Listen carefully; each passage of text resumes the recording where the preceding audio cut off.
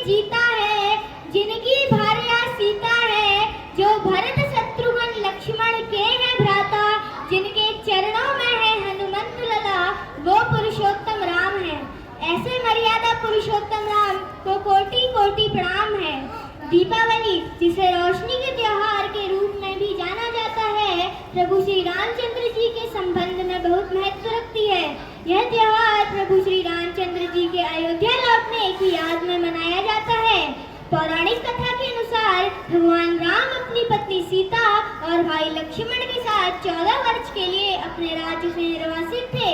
उनके वनवास के दौरान माता सीता का अपहरण राक्षस राजा रावण ने कर लिया था। अपनी प्रिय पत्नी को बचाने के लिए दृढ़ संकल्पित भगवान राम ने हनुमान और वानरों की सेना की मदद से वीरतापूर्ण यात्रा शुरू की। कई दिनों तक चले भीषण युद्ध के बाद भगवान राम ने विजयादशमी के दिन रावण को पराजित किया। बुराई पर उनकी जीत अंधकार पर प्रकाश की विजय का प्रतीक है।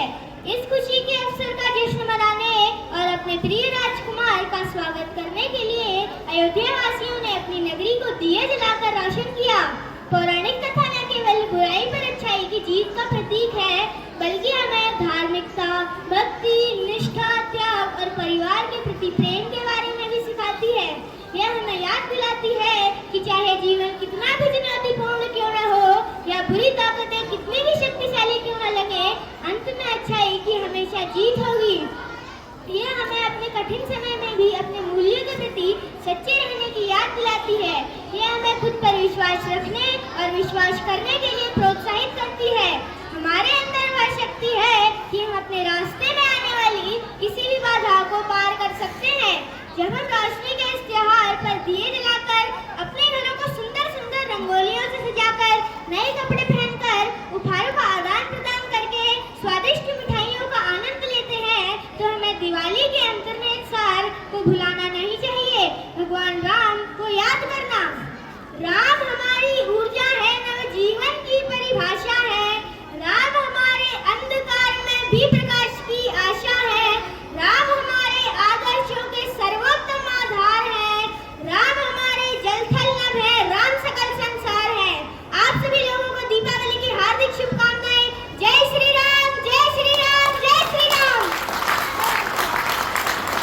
भई प्रगट कुमारी, भूमि विदारी, जनहितकारी, भयहारी, अतुलित छवि भारी, मुनि मनहारी, जनक दुलारी, सुकुमारी।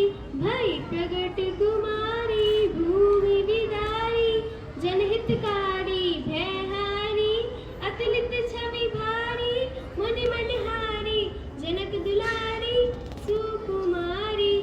माता सीता हिंदू धर्म की प्रमुख देवी है। उनका जन्म पृथ्वी से हुआ था। वह मिथिला के राजा जनक और उनकी पत्नी सुनैना की पुत्री थी। सीता जी को देवी लक्ष्मी का अवतार माना जाता है। वे बहुत ही रूपवान और गुणवान थी। सीता जी को जानकी, मैथिली, भूमिपुत्री, रामवल्लभा, सिया आदि नामों से भी जाना जाता है। सीता जी के विवाह के लिए राजा जनक ने स्वयंवर रखा था, जिसमें कई राज्य के राजा और राजकुमारों को आमंत्रित किया था। स्वयंवर के दौरान भगवान श्री राम जी ने शिव धनुष को तोड़ दिया था। फिर सीता जी का विवाह अयोध्या के राजा दशरथ के बड़े पुत्र श्री राम जी के साथ हुआ। राजा दशरथ ने अपनी पत्नी कैकेयी को दिए वचन के कारण श्री राम जी को 14 वर्ष का वनवास दिया। सीता जी श्री राम जी की धर्मपत्नी और एक पतिव्रता नारी थी, इसीलिए उन्होंने अपने पति के साथ 14 वर्ष के वनवास जाने के लिए तैयार हो गई। वनवास के दौरान लंकापति राजा रावण ने सीता जी का छल से अपहरण कर लिया। रावण ने सीता जी को लंका की अशोक वाटिका में रखा था। श्री राम जी ने अपने भाई और हनुमान जी के साथ मिलकर रावण और कई राक्षसों का वध करके सीता जी को छुड़ाया। श्री राम, माता सीता और लक्ष्मण जी के अयोध्या लौटने के उपलक्ष्य में लोगों ने दीपक जलाकर दीपावली जैसे शुभ अवसर को मनाने की शुरुआत की। श्री रामाभ्याम नमः, श्री जानकी रामाभ्याम नमः, जय श्री सीताराम, श्री सीताय नमः। हा हा हा, अहम ब्रह्मास्मि द्वितीयो नास्ति। मैं ऋषि विश्वा का पुत्र हूँ, लेकिन मेरी माँ कहती इसीलिए मुझे ब्रह्म राक्षस कहा जाता है। राक्षसी और क्षत्रिय दोनों गुणों के साथ मैं बेहद बलशाली और बहुत बड़ा सेवक हूँ। वैसे तो मेरे कार्यों की वजह से मेरी बहुत आलोचना की जाती है, लेकिन अगर मैं ना होता तो शायद रामायण का सृजन नहीं होता। मैं रामायण का एक प्रमुख प्रतिचरित्र हूँ, रावण। दुनिया में इस नाम का कोई दूसरा व्यक्ति नहीं है। राम तो बहुत मिल जाएंगे, परंतु रावण नहीं। परंतु इस युग में रावण बनना भी आसान नहीं। मेरे में अहंकार है तो पश्चाताप भी है, मेरे में वासना है तो संयम भी है, मेरे में सीता के अपहरण की ताकत है तो बिना सहमति पर नारी को स्पर्श न करने का संकल्प भी। दानव हूँ, भगवान नहीं। रावण हूँ मैं, राम नहीं।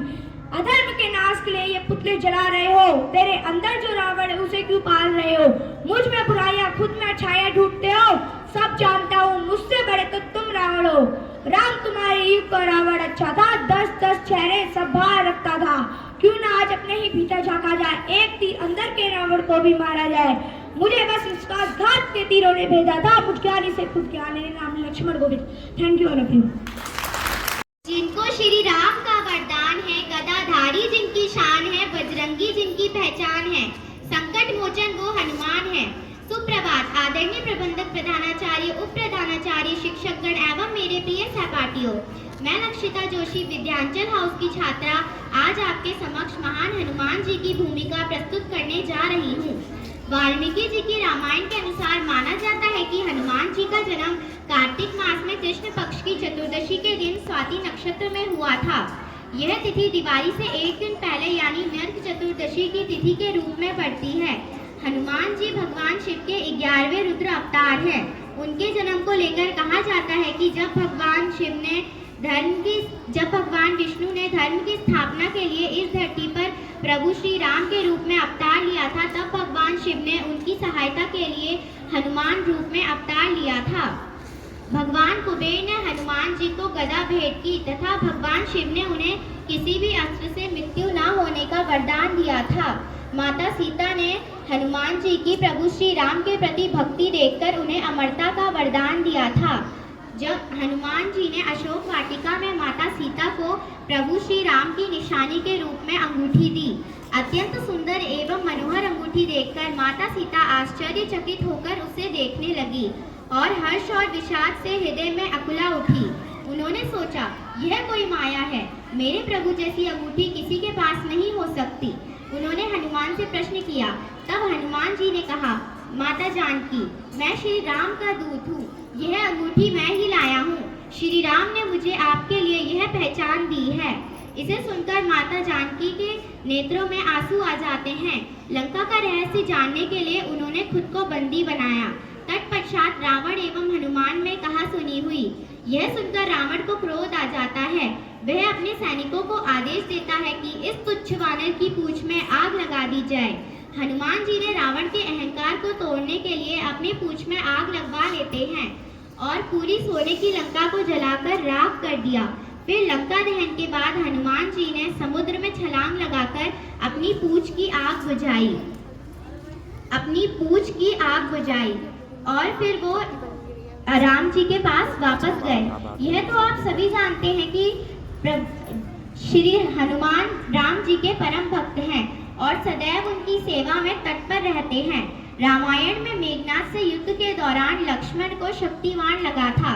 तब हनुमान जी ने द्रोणागिरी पर्वत जाकर बिना अनुमति के ही पूरा पर्वत ले आए और लक्ष्मण जी को पुनः जीवित करा। रावण, मैं आपको अंतिम चेतावनी देता हूँ कि जिन्हें आप सीता समझकर अपनी लंका में लाए हैं, वह सीता नहीं, आपकी मृत्यु का आदेश है। वैसे तो मैं स्वयं मृत्यु दंड देने की शक्ति रखता हूँ, पर मेरे प्रभु श्री राम की आज्ञा नहीं है। वैसे ये गौरव उनको ही मिलना चाहिए। जिस नगरी का राजा स्वयं चोर हो, वहाँ चोरी करने पर दंड नहीं, पारितोषिक मिलेगा। हनुमान जी ने कहा, अपने कुल का विनाश नहीं चाहते तो श्री राम की शरण में आ जाओ। तत्पश्चात युद्ध समाप्ति की ओर था।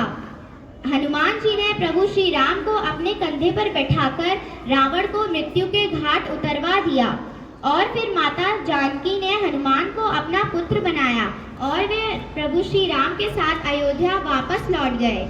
जब भगवान राम का राज्याभिषेक हुआ तो दरबार में उपस्थित सभी लोगों को उपहार दिए गए। माता सीता ने अपने प्रिय हनुमान को रत्न जड़ित एक बेशकीमती माला दी। हनुमान जी ने उस माला को देखा और थोड़ी दूरी पर गए और उस माला से मोती निकालकर उसे अपने दांतों से तोड़ दिया। लक्ष्मण जी को हनुमान जी का यह व्यवहार प्रभु श्री राम के प्रति अपमान लगा। उन्होंने प्रभु श्री राम से कहा। तब प्रभु श्री राम ने कहा कि माला तोड़ी हनुमान ने है तो इसका उत्तर भी हनुमान ही देंगे।